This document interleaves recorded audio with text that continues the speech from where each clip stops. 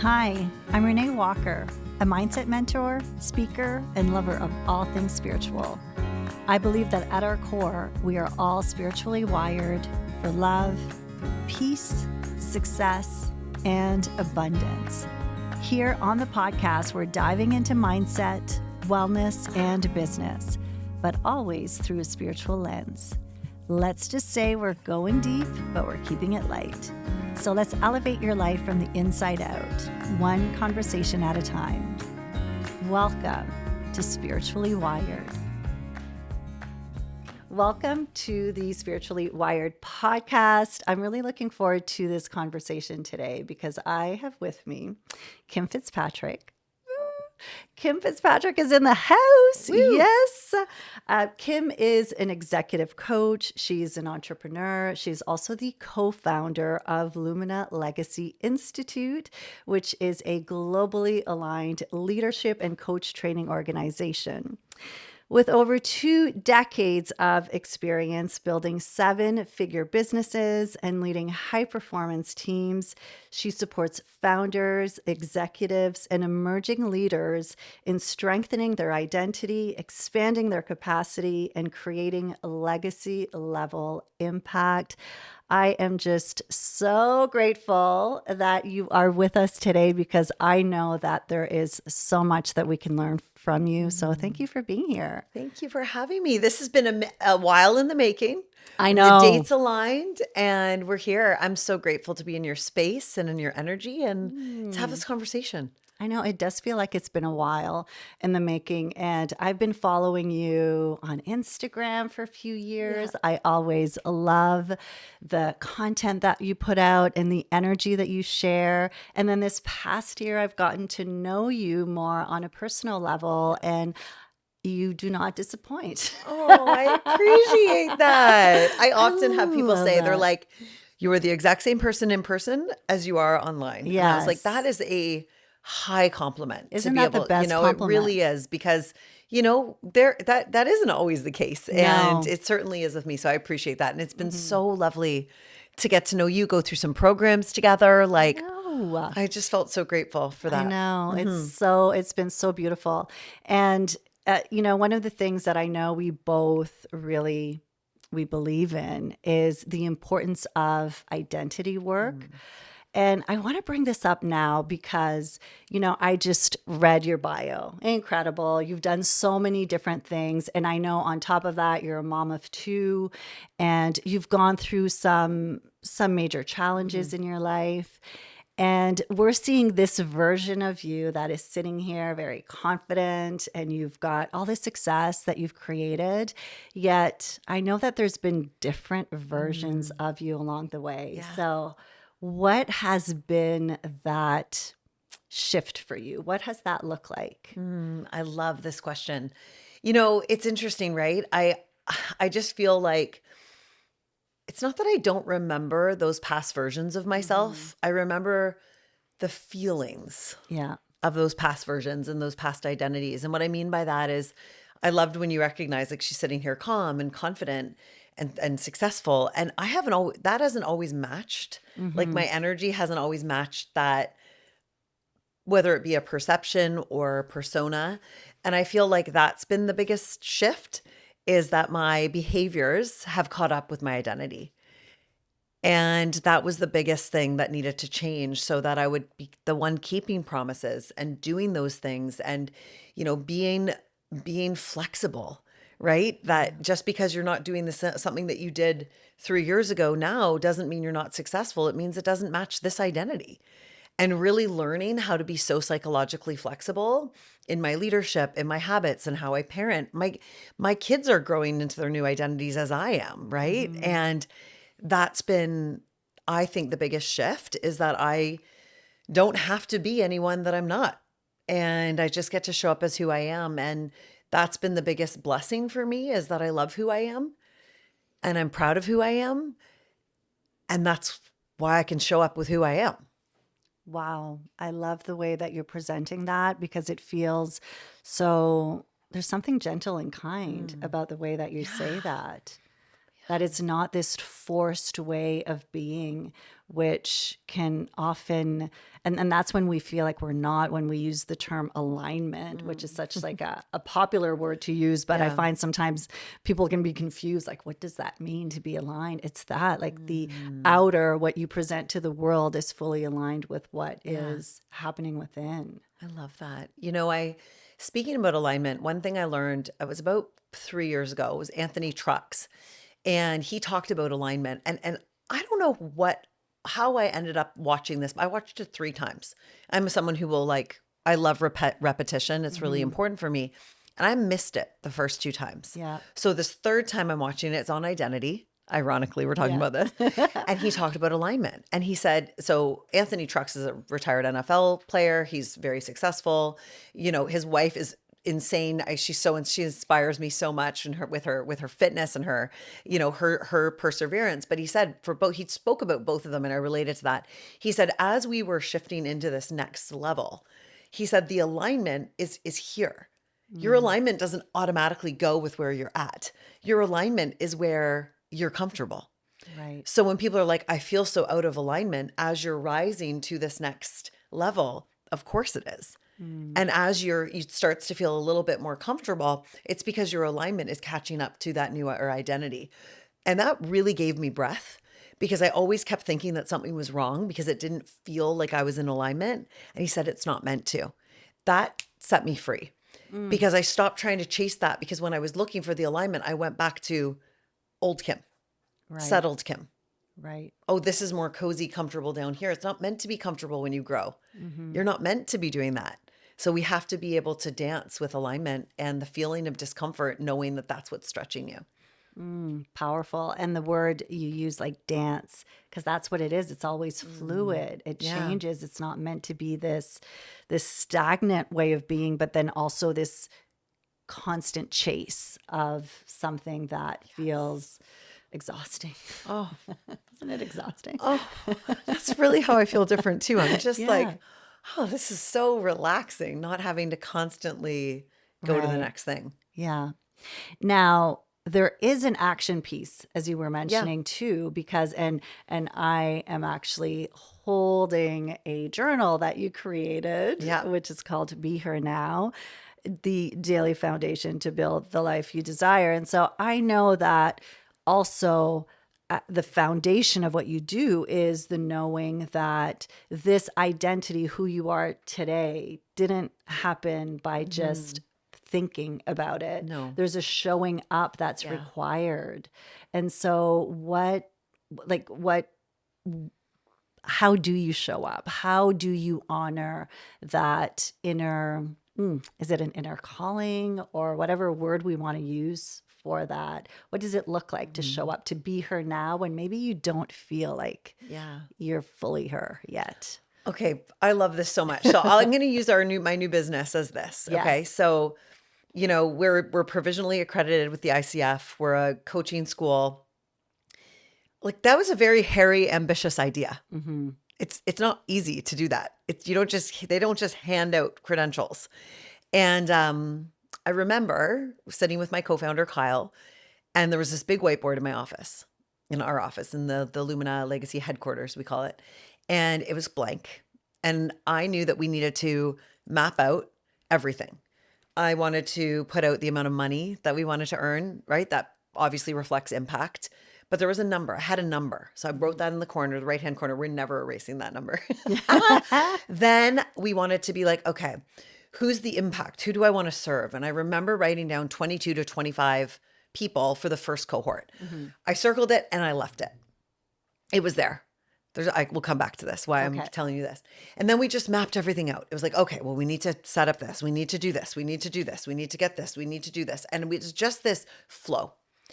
There were probably, I would say, like 50 items that needed to be accomplished before we were able to do that next step of what we were really wanting to bring into it. Hmm. The irony is that we wrote all that down on the whiteboard and we didn't return to that office for 6 weeks. But in that 6 weeks, every single thing was done. it was accomplished. Because when you can really, when it fits for you and it's flowing for you and it's moving towards what you're wanting, you won't sleep on that. Yeah. A lot of people will say, I'm going to go do this. And they go through these courses and they're trying to fit into somebody else's blueprint. They don't understand why they're procrastinating. They don't understand why this isn't fitting. But it's to remember that when you are actually working in your dharma and you are moving and building the things that are coming from you, your creation, it's a very different flow. And I remember telling our dear friend Marcia, gosh, I hope I have 12 people that sign up for this. And we had 25. Wow. And I went back the other day and I looked and I was like, max 25. But my nervous system believed that Yes. before maybe I did. Mm. So your nervous system knows when you're looking to say, I'm going to earn a 7-figure or a 6-figure or an 8-figure business, your nervous system has to be able to hold that. Otherwise, it'll feel like you're constantly chasing. And it'll be from more of that effort energy rather than from that pursuit and that striving satisfied. Yeah. And you had me at the word dharma. You had me at dharma. I love Jay Shetty. He taught me all my things about dharma. I'm like, I love that. I want to be in my dharma. Yes. Which we've been in our dharma though. We Yes. have been. We've been like moving towards our ultimate dharma. Well, and I think, and that's the thing, I know for me, what gave me the most amount of just being able to take a deep breath was recognizing that our dharma is not a final destination either. No. Right? It's meant to evolve. And it's like it's simply the fullest expression of who you are. And that changes, of course, if you're growing. If you probably wouldn't have had the capacity to hold the vision of Lumina Legacy 10 years ago. There was 4 growth years ago. shifts. Yeah, lots had to happen. Yeah. Like I talked about it 4 years ago. It's like, I have this idea. I have this idea. And I'd also recommend for anyone that's listening or watching this, it's like, those ideas you have, don't sleep on those. Yeah. Tell people and be careful in who you're telling. Yes. Be very careful in who you're telling, but I was very strategic. I ended up telling the people that I wanted on my bench, right? I always said, I'm going to create the Avengers of coaching in the world, the best coaches in the world. So I carefully curated that and started talking about that. And those are the people that are the experts within Lumina right now. Wow. I love too that you said that was 4 years ago, because that is also where we underestimate sometimes. It takes time, right? You need patience to build a vision. Yeah. It doesn't just happen overnight. And patience is not a skill or a quality that a lot of people hold these days.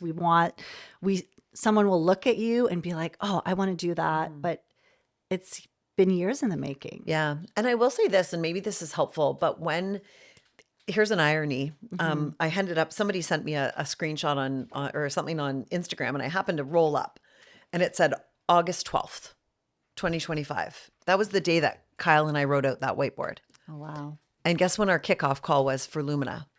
January 12th.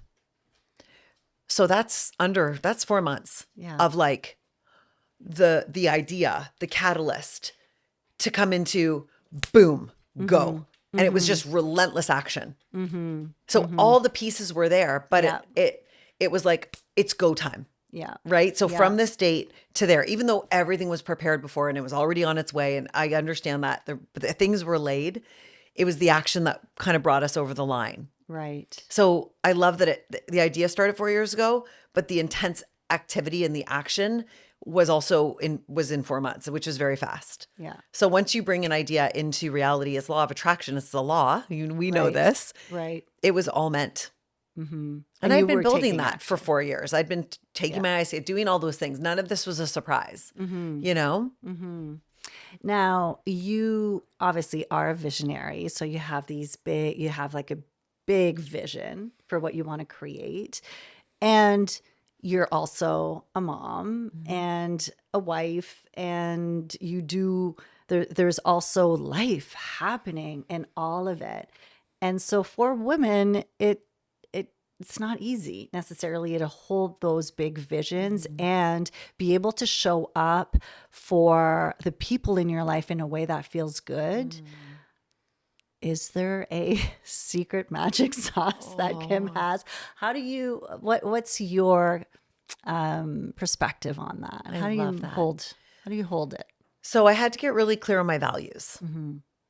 And then I needed to make sure. So for example, like part of my values is relationships and family Mm-hmm. and being a villager. Mm-hmm. I think that's really important is to be the person you say that you want to be, but Yeah. be it. And the biggest opportunity for me was looking at my schedule. Mm. Did my schedule reflect my values?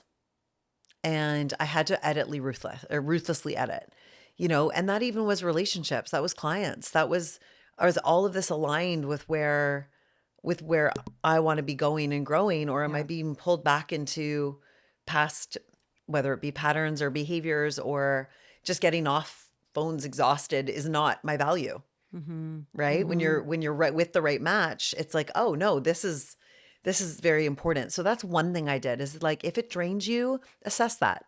Yeah. If it excites you, assess that.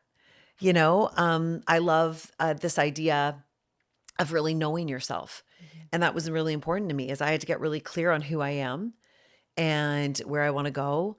And then also what do those values look like and how are those aligned? And then really leading by that. The other thing is too, is I really had to let go of the rigidity. I remember in my past life, everything was rigid. Get up, Yeah. boom, boom, boom, work out, do the thing. Now I'm really honoring, I still do all those things, but it's in a different rhythm. Mm.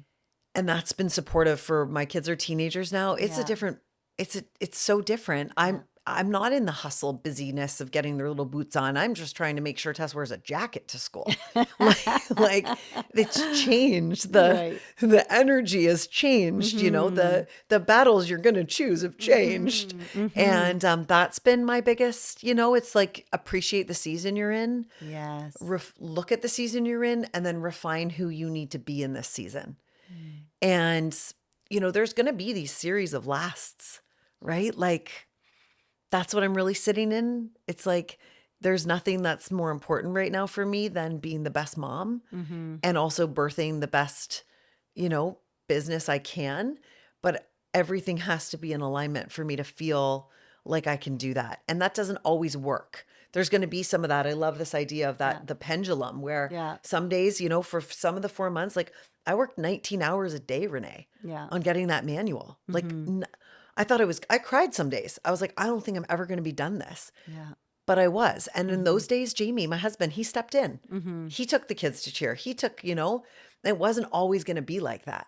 Mm-hmm. But are you willing to be uncomfortable? Are you willing to be the one that has to pull that effort because you're the one that's creating that thing? You Mm-hmm. say you want it. Are you going to do it? Mm. That's what I'm most proud of in Mm-hmm. this season. And it all comes back down to my values, reorganizing my day, prioritizing my sleep, right? And making sure I'm hydrated and then calling out what help I need. I never was really good at that. I always was a martyr. Mm. Oh no, I can do it all. I don't have to do it all. And I certainly didn't create what we're creating by myself. That was a whole team. Yeah. And being able to give that, and what help do you need? Who do you need help to what help do you need to ask? What do you need to let go of? What are you holding on so tightly to that you can let go of? And Mm. that really helped me. Mm. It brings back the whole idea of showing up in your masculine energy versus your feminine energy, and that's what I'm hearing from you, that there's been a shift of maybe masculine energy has been more where you lived in for a Oh, while, and then now kind of yeah. this shift towards feminine, but also Hmm. finding the balance between the two, because that's also a very misunderstood space as well. As I feel that, yes, it's beautiful to be in your feminine energy, to honor it, but at the same time we need masculine Oh, energy too, like, I live in both. I yes. love to live in both, Mm-hmm. and I always say this is so crass. Maybe I won't say it because I've evolved. You can say it. Yeah, I'm gonna say it. But I built my first million. I felt like with a Mm-hmm. big old, very strong that, Yeah. right? Like very Yeah. masculine. It was like, Yeah. let me just build everything I can. Let me just push. Let me Mm-hmm. just effort. The other thing that happened for me too, Renee, back in 2019 when my husband had his heart attack and Tessa and I were first on the scene. We helped to save his life. I a part of me broke off in that moment where I Mm, felt like I had to save everything in our family. So I worked in my masculine based on trauma. yeah. And I do want to acknowledge that because I've built a lot of my success through trauma. Mm, And I don't want to make that a coat of armor or anything. It was just my reality. yeah. So one of the things in this healed state, I'm no longer in active trauma. So what I'm learning now through that is I would build a business prior to, sometimes it was to prove my worth or out of fear, or if I just keep going, I don't have to deal with what's back there. And I don't have to deal with the real reality of the pain and the hurt because I'll just work. So there is a nuance between what are you hiding from and what are you running from. I think it's important to acknowledge that in entrepreneurs, especially strong women. We all have something. Yeah. So are you pouring yourself into work to escape, or are you pouring yourself into work because it is truly the Dharma? And that was a really important lesson I had to extrapolate. Where is that happening? I need to pull in my bench of EMDR and therapy and beautiful modalities.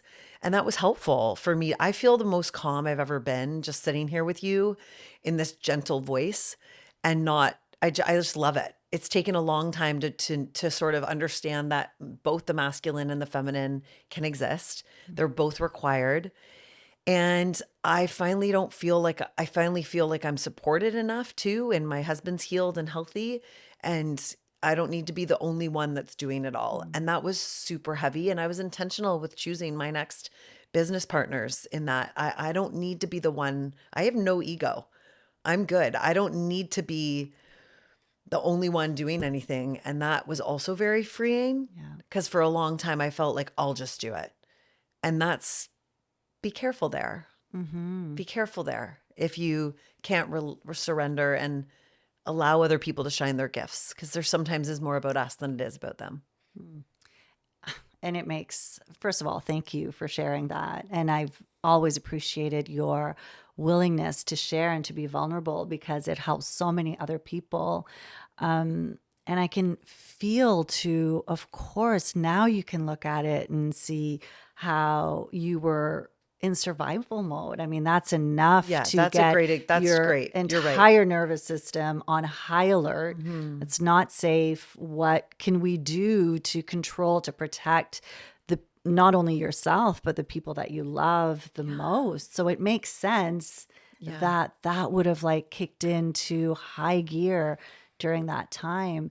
And and I'm sure that the healing process has been very not linear Mm. and very messy because Yeah. that's why most of us actually um, don't want to do it, right? Hmm. It's not easy. So what has that healing process been like for you? Mm.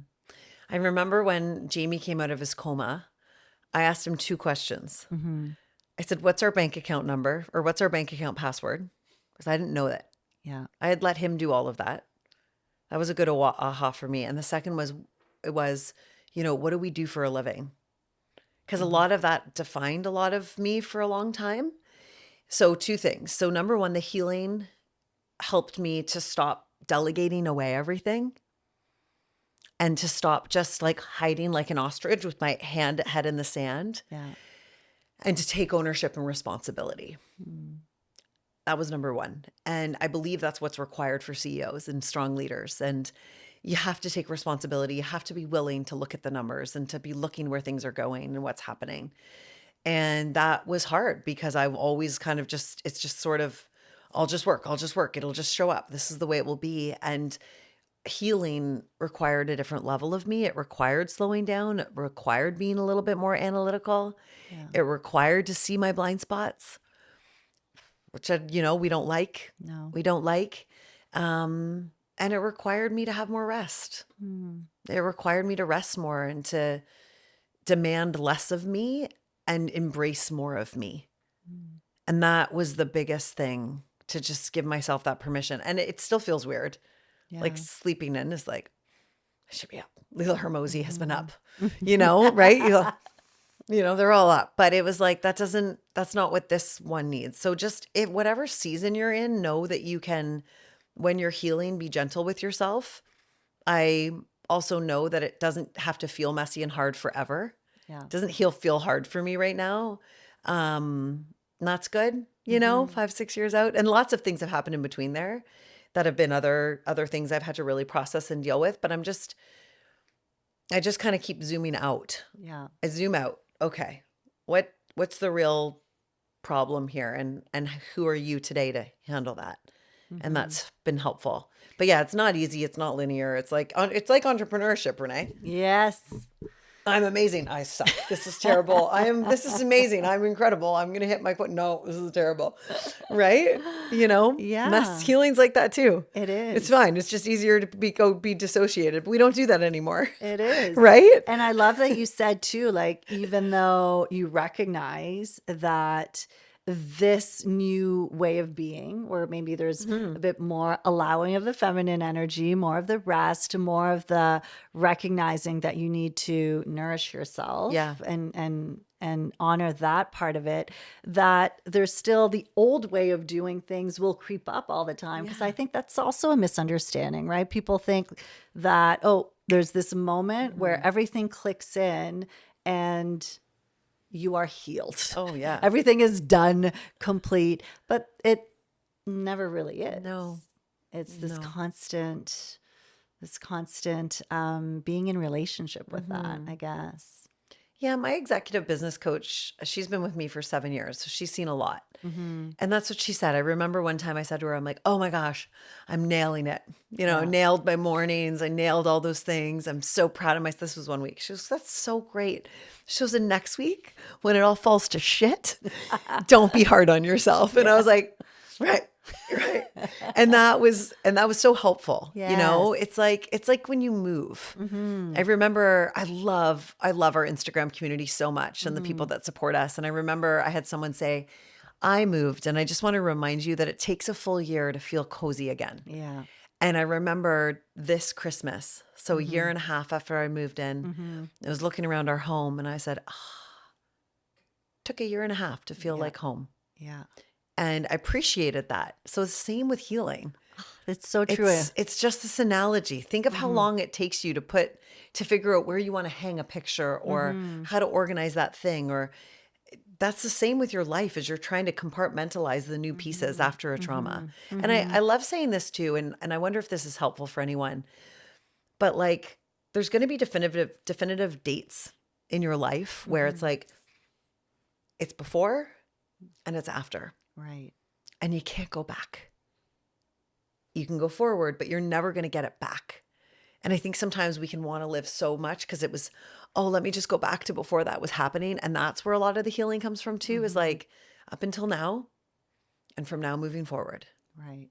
So it's like that acceptance. Yeah. And that's always, like you said, honestly, Renee, it's constant. It's that constant remembering who you are, coming home to yourself, remembering who you are.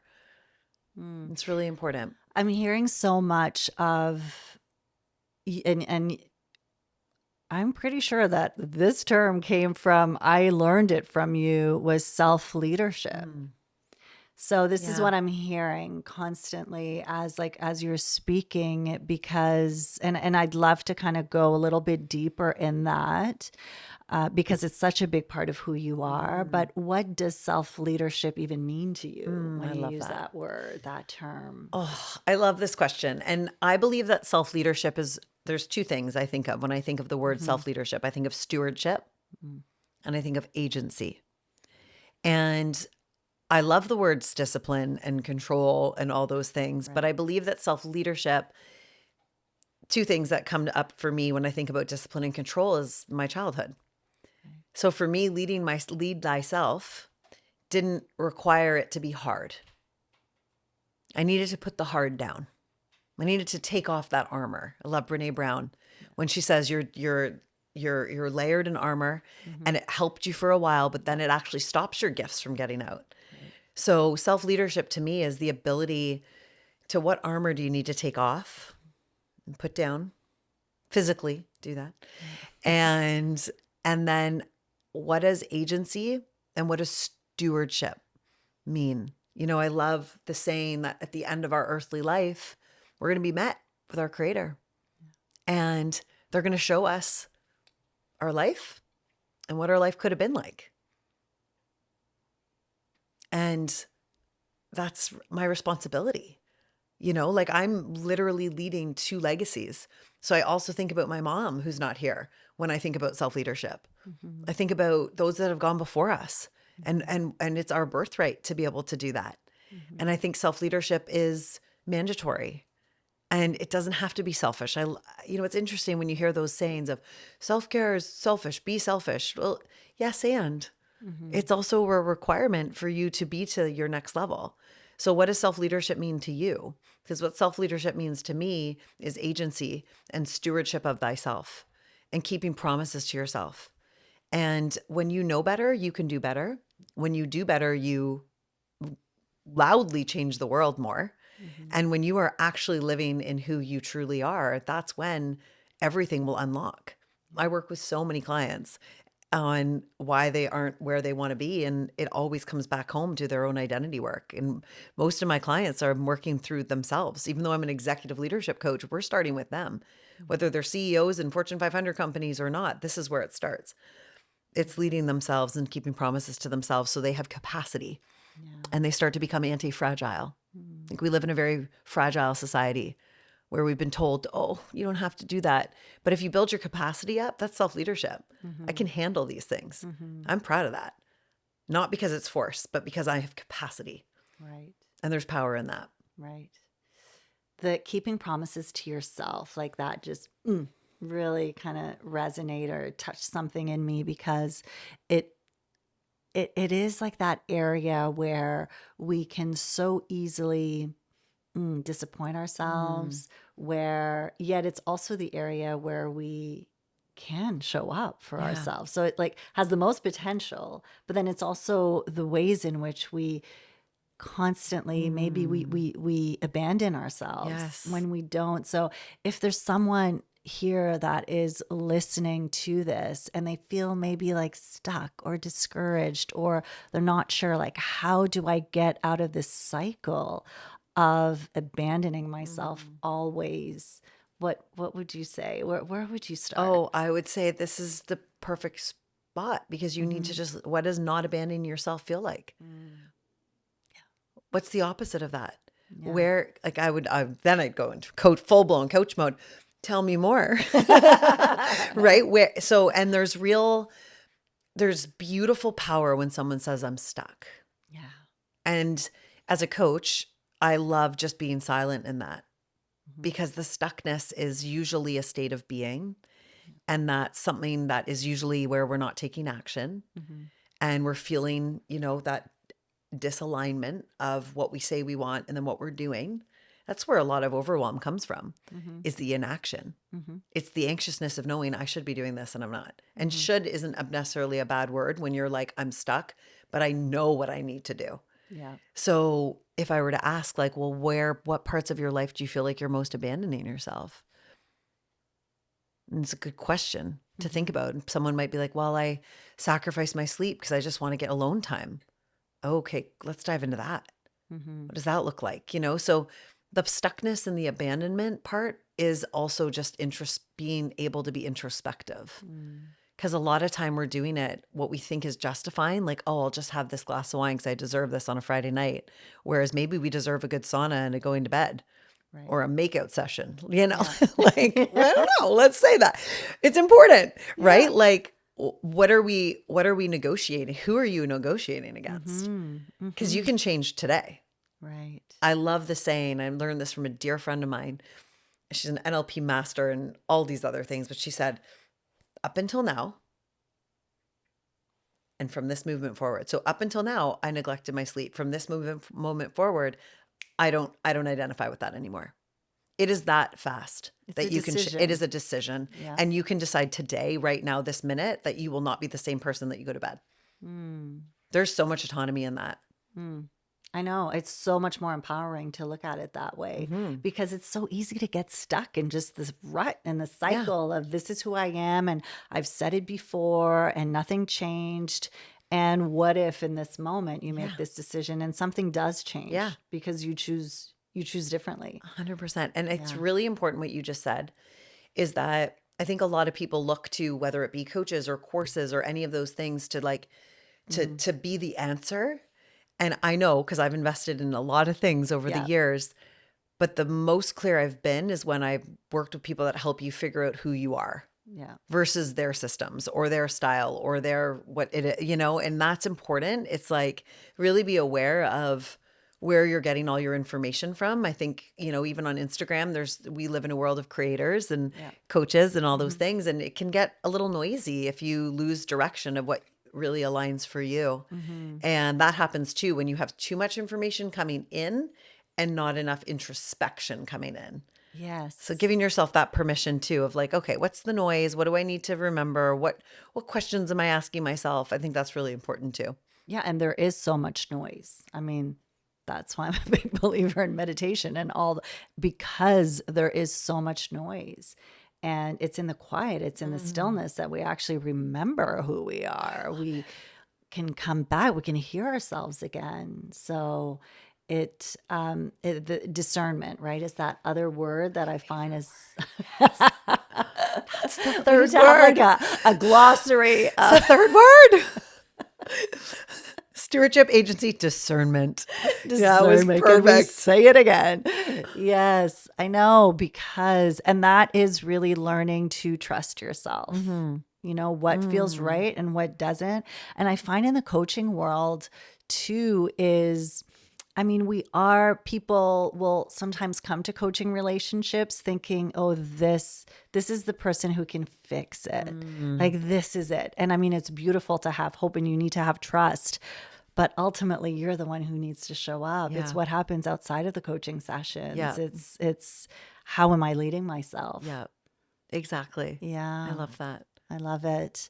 Um, this is the Spiritually Wired podcast. So would love to kind of explore. And we have, if you're hearing some pitter patters, because we have our lovely Bella, my dog, who is loving on Kim and wants to be a part of this episode. We might as well say it.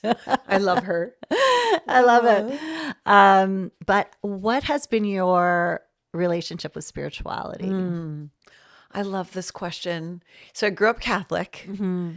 and I remember, I was a family of seven, and I got so much joy out of watching everybody else in all the other pews than Right. I did than paying attention to what was being said. And I loved going up for communion because I got to Mhm. walk by everybody. Mhm. And that was like, it became a little bit like thou must shall, we have to go to church, but there was never like, what are we learning or what is Mhm. God? It was never brought into my life Mhm. growing up. And I didn't really realize that until I had my own kids. Mhm. And faith and spirituality, I believe, it's your first line of defense. Mhm. And I can tell when I don't have it. And I'm someone who's a huge proponent of faith and spirituality, and silence and listening. I always say that, sometimes I'll be on stage and I'm not talking. It's not me. Like God's Mhm. coming right out of me. Right. And I believe that we are conduits. I love one of the saying I love to say is, like, please, help me to see what I need to see. Please help me to hear what I need to hear. Please help me to say what needs to be said. Mm. Help me to be a seer. And most importantly, get me out of your way. Mm. Get me out of your way and get me out of my way. Mm. And there's a peace in that, Yeah. knowing that it doesn't have to be all me. Mm. And the other thing I would say too is, being someone that uh, has earthly parents but doesn't have a relationship with that, being able to come back to someone that was bigger than me, Mm. that was unconditional love, was really helpful. Mm. Because you still need parents, and even though I don't have any, so Yeah. well, who am I going to go to for that discernment? And that's where my relationship really deepened. I Mm. stopped resisting it and I started asking for it. Mm. And what does it look like for you to honor that spiritual connection? Is there like, do you have any, and maybe that goes beyond what would be considered, because I find sometimes we get a little caught up with words. So it could be Mm. also a part of just your connection with yourself, but Mhm. also with a higher energy. Do you have practices, rituals, Mm. things that help you to stay to remember that?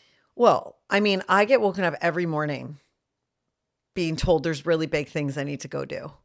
So we Mm. better get to it. Mm. Literally, I'll be like rustled awake at 5 a.m. and then I'll just sit in meditation and just listen Yeah. for downloads and just, you know, it's beautiful. It's so funny.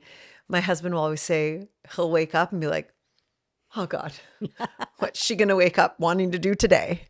Right. And now he's so grateful. I've got an amazing partner Yeah. and co-founder, Kyle. And Jamie's like, this is the best. And they're good friends. And he's like, this is the best. He's like, now Kyle gets these messages and I don't.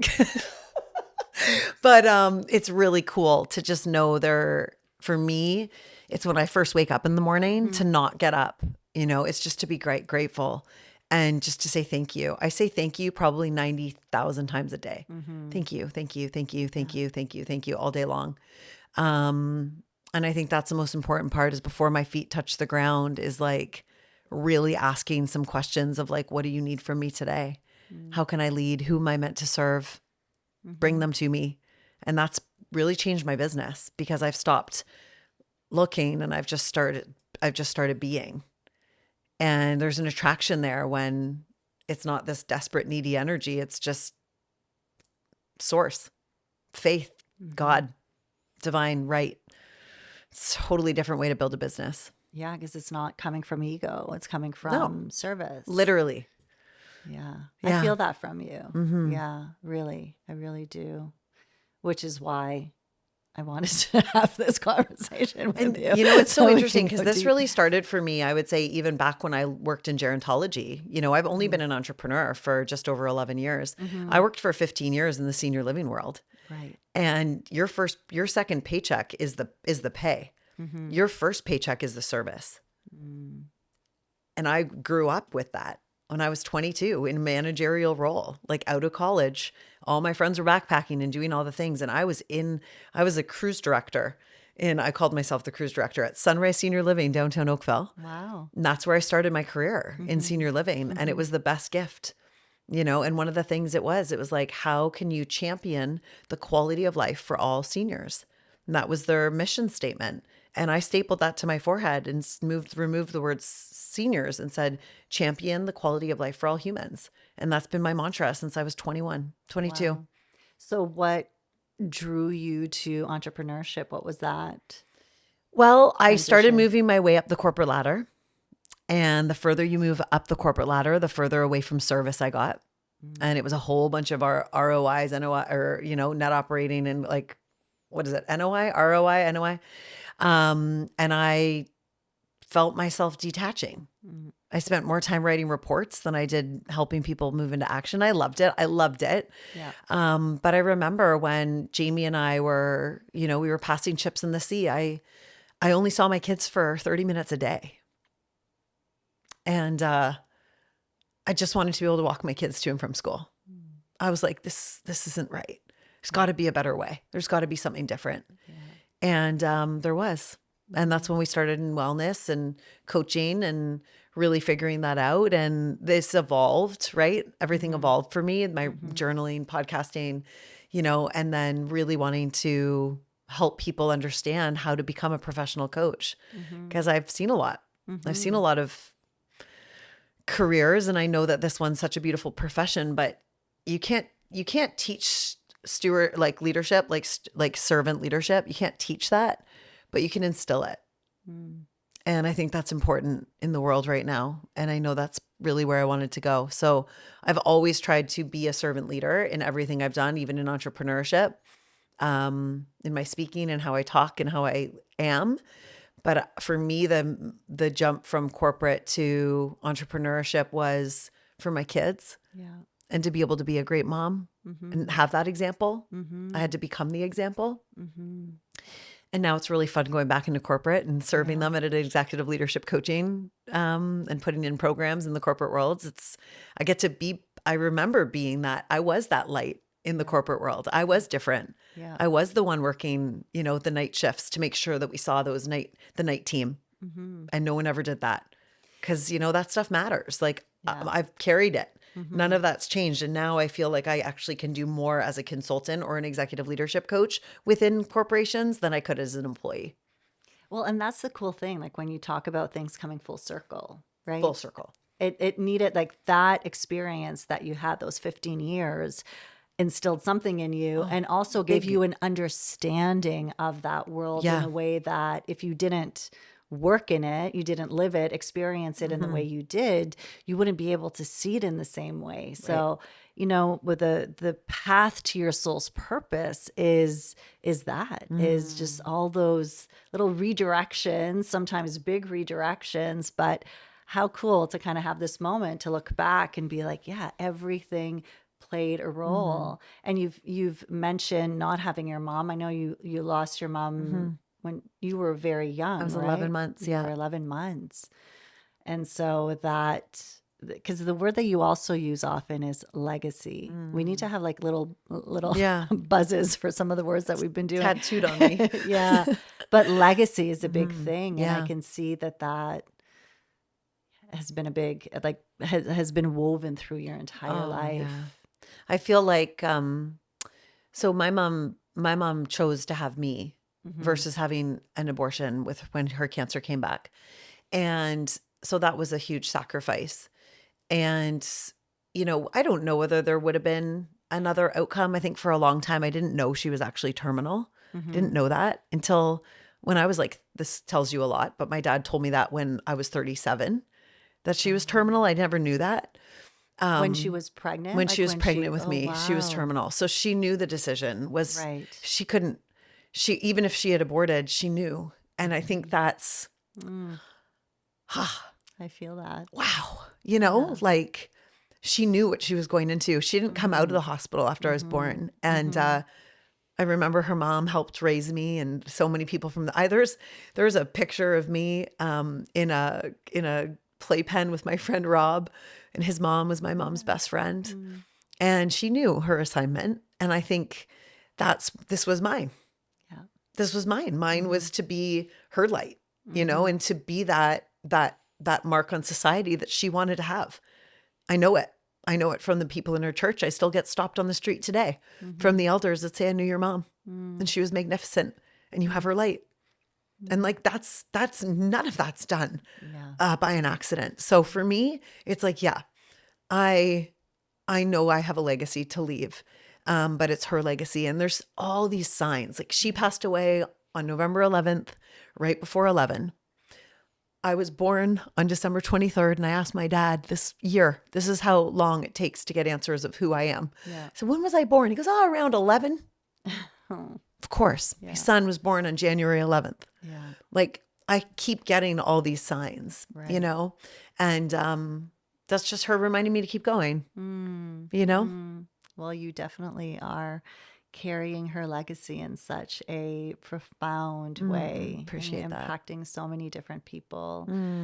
And I feel grateful to have your light in my world and to be able to have this conversation and share it with people, because this is what we need, right? We need to be reminded. And sometimes it's just that conversation. It's that moment where you can just come back to what really matters.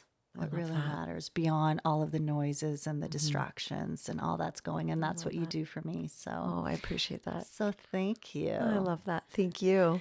Now, I know that people are watching, listening, and they're wondering, how do I bring more of Kim in my world? So Yeah. where is the best place for people? And I know we've talked about Lumina Legacy. Yep. So if you want to share a little bit more about the mission Yeah. and what you what you're creating. Absolutely. So I'm really, really excited. We just launched Lumina Legacy Institute. So it really is a school for leaders, for people that want to become professionally certified in coaches or in coaching, but also for people that just want to become phenomenal leaders. So we are bringing out a ton of different programs, and it's really exciting. We're starting our first one is our ICF accredited program, both in level 1 and level 2.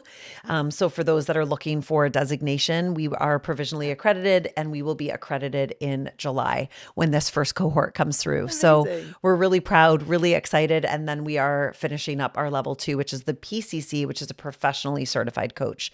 And we'll be one of the coach institutes through the International Coaching Federation that I was able to do that. So that's really exciting. And then we also are going to be offering a ton of different other modalities and things like that too as they come up. So you can find me at luminalegacy.org. You can find me at Kim Fitzpatrick on Instagram. That's where I like to hang out. Yes. Also really love Facebook. My kids think I'm such a geriatric, but I love Facebook. I love Facebook. Really? I hang out a lot on Facebook. Out there. Oh, I love it. Okay. Don't sleep on Facebook. Okay. It is the best. It's great. Well, that's good to know. LinkedIn, Kim Yeah. Fitzpatrick. And we Yes. are launching our very own Legacy Live podcast. My husband and I ran a podcast together called The Fitz Life Unfiltered. There's so many episodes on there you can go and catch. We are sunsetting that and moving into Legacy Live, where we will be doing live podcasts like this as well. So I'd love to have you on our show. Oh, would love that. That is launching very soon. Yes. So that will be another place you can come and find us, called Legacy Live Podcast. Yeah. And I love that it incorporates the legacy. Of course it piece. does. Yeah. Yes. And Yeah. how Everything. Like I just saw your energy, like just as you were talking about it. So I know you are pouring your heart into these programs. Yeah. And so for someone who is looking for, as you said, it can be for your own leadership. Yep. You're an executive, and this is part of your own training that you want to, learn different skills. Or if you want to be a coach, you're gonna make. I know you're delivering in big, massive ways for people. So very it's exciting. a place to be. I'm so excited know. for you. Yeah. Well, thank you again. Thank you. Yes, so much fun. We could definitely keep going. Oh, I can talk all day. This is so comfortable. But I do want to remind you that you are always, always spiritually wired for love, for peace, for success, abundance, for legacy, for leadership. And I will see you next week. Thank you for listening to Spiritually Wired.